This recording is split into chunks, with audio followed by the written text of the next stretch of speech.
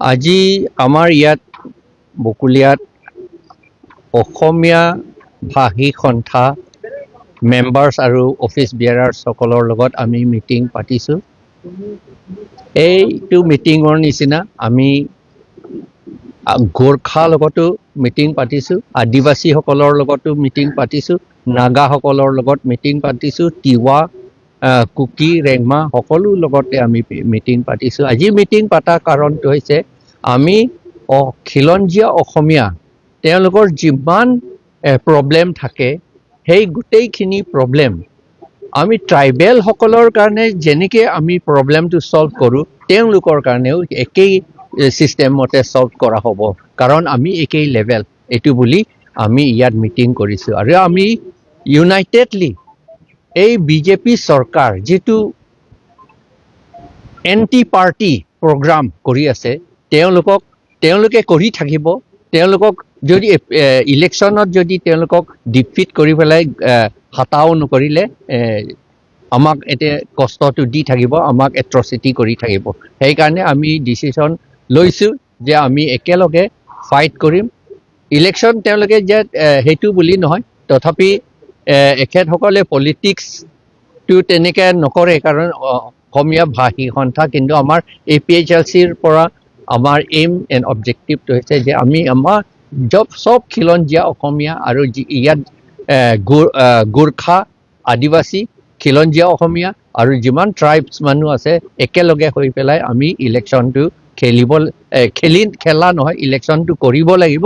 আৰু জিকি পেলাই আমি তেতিয়াহে আমাৰ নিজকে প্ৰটেকশ্যন কাম কৰিব পাৰিম বুলি আশা কৰিহে এই মিটিংটো আজি পাতিছোঁ। স্পেচিয়েল প্ৰটেক্টেড কমিউনিটি হিচাপে কিবা এটা প্ৰস্তাৱ অসমীয়াসকলে কৈছে যে ইয়াত স্পেচিয়েল প্ৰটেক্টেড কমিউনিটি বুলি এটা ল বনাব লাগে বুলি কৈছে।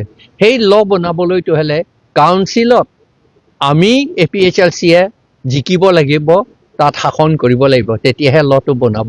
কাৰণ আমাৰ এতিয়া প্ৰেজেণ্ট বিজেপি চৰকাৰে কাউন্সিলত এটাও ল নবনায় আৰু তেওঁলোকৰ হাইকমাণ্ডে তেওঁলোকক একো আইন বনাবলৈ একেবাৰে নিদিয়ে আৰু তেওঁলোকক অটনমি পাৱাৰটো একেবাৰে নিদিয়ে। সেইকাৰণে আমি APHLCয়ে আগতে জিকিব লাগিব, তেতিয়াহে আমি এই স্পেচিয়েল প্ৰটেক্টেড কমিউনিটি বুলি অসমীয়াসকলক সেইটো আমি কৰিব পাৰিম। তেতিয়া বিশেষকৈ এটা কথা ওলাই আছে যে 1951 চন ভিত্তিবৰ্ষ হিচাপে ইয়াত আপোনালোকৰ মুখেৰে শুনি থাকোঁ। গতিকে খিলঞ্জীয়া ভূমিপুত্ৰ হিচাপে অসমীয়াসকলৰ ক্ষেত্ৰত এইটো কিমান দূৰ প্ৰযোজ্য হ'ব? আমি খেদা বুলি শব্দটো আমি ব্যৱহাৰ নকৰোঁ আৰু আমাৰ মনতো সেইটো নাহে, কাৰণ নন ট্ৰাইবেল যিবিলাক ট্ৰাইবেল নহয় তেওঁলোকো 1951 আগৰ পৰা থকা মানুহ আছে, পিছতো আহিছে। কিন্তু আইনটো আমি মানিব লাগিব। সেইকাৰণে 1951 নৱেম্বৰ 3 তাৰিখ যি দিনত নটিচ দিছিল যে United Mikir and north Cachar hills বুলি যিটো দিছিল আণ্ডাৰ 6 শিডিউল বুলি, সেইটো ডেটৰ পৰাতো আমাৰ অট'নমাছ কাউন্সিল এৰিয়াটো আমাৰ ট্ৰাইবসকলে আৰু খিলঞ্জীয়া অসমীয়া আৰু যিবিলাকে ইয়াত আছিলে, যি ট্ৰাইব হওক যি কমিউনিটি হওক, তেওঁলোককতো আমি ইয়াত থাকিবলৈ দিম আৰু ৰাখিম বুলি আমি ঠিক কৰিছোঁ। ইতিমধ্যে এটা কথা চৰ্চা হৈ আছে যে APHLC আৰু কংগ্ৰেছৰ মাজত এলায়েন্স এটা হ'ব পাহাৰত বিশেষকৈ। আপুনি দলৰ এজন মুৰব্বী কি ক'ব, কেনেকুৱা আগবাঢ়িছে? আমি এলায়েন্স কৰিবলৈহে ইয়াত ঠিক কৰিছোঁ। এলায়েন্স হ'ব আমাৰ, কিন্তু আমি APHLCয়ে কমেই 3টা কনষ্টিটুৱেঞ্চি আমাক কণ্টেষ্ট কৰিবলৈ দিব লাগে বুলি আমি ডিমাণ্ড কৰিছোঁ। 3টা কনষ্টিটুৱেঞ্চি, কাৰণ আমাৰ টোটেল 6টা আছে, 6টাটো কংগ্ৰেছে লৈ লওক।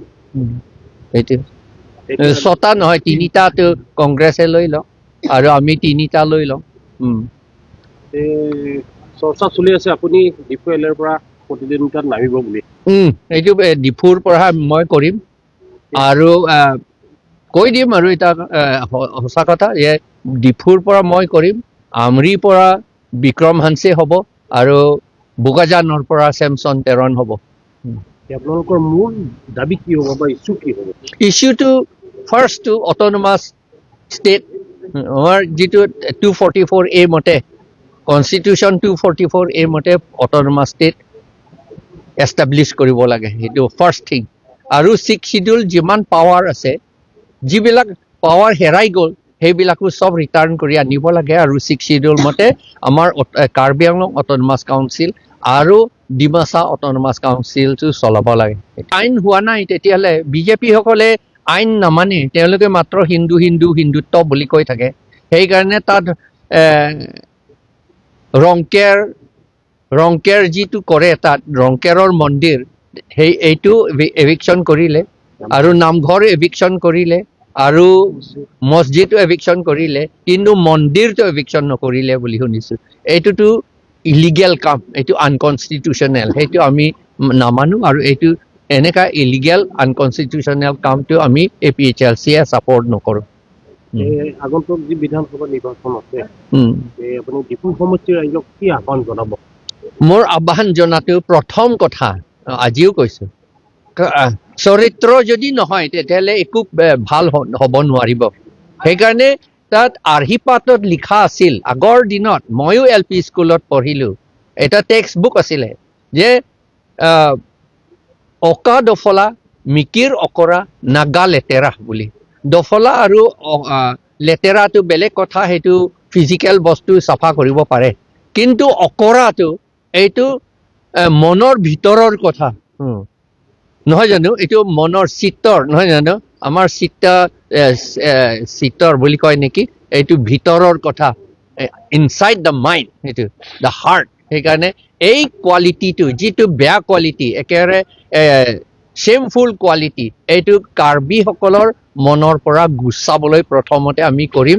আৰু মানুহ যিমান আমাৰ ট্ৰাইবছ মানুহ আছে, খিলঞ্জীয়া মানুহ আছে, আৰু আদিবাসী আছে, আৰু গোৰ্খা আছে, সকলোকে লাইভলিহুড যাতে নিজেই লাইভলিহুড কৰিব পাৰিব, এনেকা শক্তিহে আমি দিম। চাউল দি থাকি এইটো কাৰবাৰ নহয়। চাউল নিজেই কিনিব পৰা, চাউল নিজেই খেতি কৰিব পৰা, ধান নিজেই খেতি কৰিব পৰা, এই শক্তিটোহে আমি দিম APHLCৰ পৰা। এনেই চাউল দি পেলাই বান্ধি থোৱা এইটো আমি নকৰোঁ, মানুহবিলাকক এনেকৈ বান্ধি নকৰোঁ। এতিয়া চাউল দি পেলাই, অৰুণোদয় দি পেলাই, আৰু কিবা কিবি দি পেলাই, লোন দি পেলাই তেওঁলোকক বান্ধি কৰি ৰাখে, আৰু তেওঁলোকে নাহিলে আমি নিদিওঁ বুলি। এইটো বান্ধা নহয় জানো? কিবা এনিমেলসকলক, জন্তুবিলাকক বান্ধি ৰখা নিচিনা হয়। সেইটো আমি এইটো নকৰোঁ আমাৰ APHLC। বিজেপি এটা শক্তিশালী দল, আপুনি কিমান দূৰ আশাবাদী তেখেতসকলক আপুনি পৰাজিত কৰি? আমি হোপ কৰোঁ, আমি আশা কৰোঁ মানুহৰ মনৰ ভিতৰৰ কথা, তেওঁলোকৰ মানুহৰ মনৰ শক্তি যিটো আছে সেইটোহে আমি আশা কৰোঁ, হোপ কৰোঁ যে তেওঁলোকে আমাক সহায় কৰিব। কংগ্ৰেছ ইমান শক্তিশালী আছিল, মানুহে তেওঁলোকক ডিফিট কৰি দিলে। সেই একে চিষ্টেম এই বিজেপিকো আমি ডিফিট কৰিব পাৰিম, পাব্লিকে আমাক সহায় কৰিব বুলি আমি আশা কৰিছোঁ। নট অনলি কাৰ্বি আংলং, এইটো গোটেই আছামত সেইটো আমি আশা কৰিছোঁ। সেইকাৰণে আমি গোটেই আছামত 15টা অপজিশ্যন পাৰ্টি একেলগে আমি গোট খাইছোঁ, ইনক্লুডিং কংগ্ৰেছ। সেইটো আমি কৰি আছোঁ সেইটো।